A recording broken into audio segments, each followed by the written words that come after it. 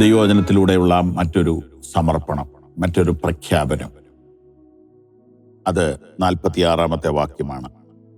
119-46.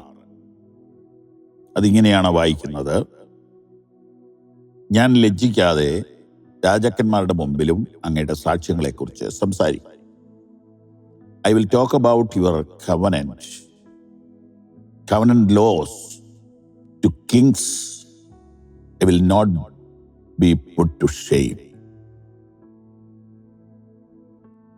അവിടുത്തെ നിയമവ്യവസ്ഥകൾ ഞാൻ രാജാക്കന്മാരുടെ മുമ്പാകെ പ്രസ്താവിക്കും, ഞാൻ ലജ്ജിതനാകയില്ല. ഇതിനു മുമ്പ് നമ്മൾ ഇന്നലെയും മിനിഞ്ഞാന്നുമൊക്കെ ധ്യാനിച്ചത് അവിടുത്തെ പ്രമാണങ്ങളെ ഞാൻ അനുസരിക്കാനായിട്ട് എപ്പോഴും തയ്യാറാകുന്നു,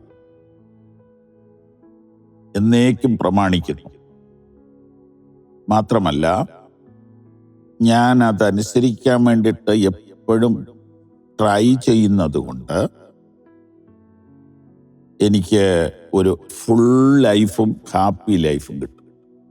ഇങ്ങനെ ആരായുന്നയാള്, അനുസരിക്കുന്നയാള്, അനുസരിക്കാൻ ആഗ്രഹിക്കുന്നയാള്, അദ്ദേഹത്തിന് ദൈവം പ്രമോഷൻ കൊടുക്കുകയാണ്. നോക്കിയേ, അതെന്താണ് പ്രമോഷൻ? അവിടുത്തെ നിയമവ്യവസ്ഥകൾ ഞാൻ രാജാക്കന്മാരുടെ മുൻപാകെ പ്രസ്താവിക്കും. I will talk about your covenant laws to kings. ഈ സമൂഹത്തിൽ എല്ലാ കാലത്തും റോയൽ ഫാമിലീസ് ഉണ്ട്. അതിപ്പം നമുക്ക് ഇല്ലെന്ന് പറയാൻ ഒക്കുകയില്ല. വളരെ വർഷങ്ങളായിട്ട് സാമ്പത്തിക ഭദ്രതയുള്ള ആളുകൾ എല്ലാ രാജ്യത്തും ഉണ്ട്. നമുക്ക് അതിനെക്കുറിച്ച് പരിചയവും പക്വതയും ഇല്ലാതെ വരുമ്പോൾ നമുക്ക് അസൂയയും ഒക്കെ വരും. എന്താ ദൈവം എല്ലാവർക്കും എന്താ കൊടുക്കാത്തെ? നമുക്കാകുന്നത് നമുക്ക് തന്നിട്ടുണ്ട്. അപ്പം അതവിടെ നിൽക്കട്ടെ. അങ്ങനെ സാമ്പത്തികം മാത്രമല്ല, റൂളിങ് എല്ലാവർക്കും പറ്റത്തില്ല. ഉദാഹരണത്തിന് എന്നെ നിങ്ങൾ ഏതെങ്കിലും ഒരു വലിയ പ്രസ്ഥാനത്തിൻ്റെ ഭരണമേൽപ്പിച്ചാൽ ഞാൻ നന്ദി പറഞ്ഞേച്ച് സലാം പറയും. എനിക്ക് ഭരണം സാധ്യമല്ല. നമ്മൾ പറഞ്ഞു വരുന്നത് ഭരിക്കുന്നവരുണ്ട്, ഭരിക്കപ്പെടുന്നവരും ഉണ്ട്. അപ്പോ ഭരിക്കുന്നവരുടെ മുമ്പിൽ I will talk about your covenant laws to kings. വചനത്തെ അനുസരിക്കുന്നവരും ആരായുന്നവരും സമർപ്പിച്ചിട്ടുള്ളവരുമായ ആളുകൾക്ക് ദൈവം പ്രമോഷൻ കൊടുക്കുന്നു. ഉന്നതന്മാരോട് വചനം പറയാനുള്ള അവസരങ്ങളെ കൊടുക്കുന്നു. പത്രോസും യാക്കോബും യോഹന്നാനുമൊക്കെ മീൻപിടുത്തക്കാരായിരുന്നു. അവർക്ക് ആ ലെവലിലുള്ളവരോടാണ് സുവിശേഷം പറയാൻ സാധിക്കുന്നത്.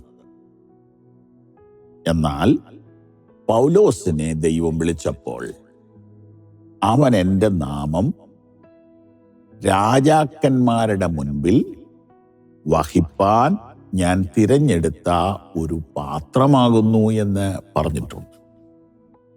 അതെ, അദ്ദേഹം തൻ്റെ ശുശ്രൂഷ കാലഘട്ടത്തിൽ അന്നത്തെ ഏറ്റവും ഉയർന്ന പൊസിഷനിൽ ഇരിക്കുന്നവരോട് കർത്താവിനെ കുറിച്ച് പറഞ്ഞിട്ടുണ്ട്.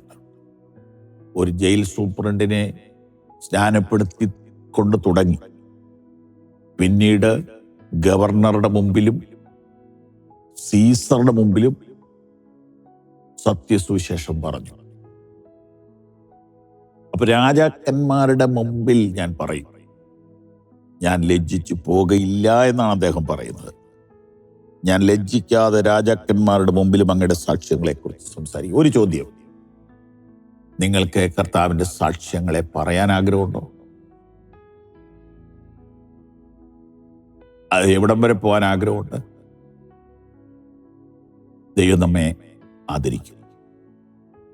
ഞാൻ ആഗ്രഹിച്ചതിനേക്കാൾ മികച്ച സ്ഥലങ്ങളിലെല്ലാം കർത്താവിനെ സാക്ഷിക്കാൻ എനിക്ക് അവസരം കിട്ടിക്കൊണ്ടിരിക്കുന്നു. ഞാൻ ദൈവത്തെ സ്തുതിക്കുന്നു.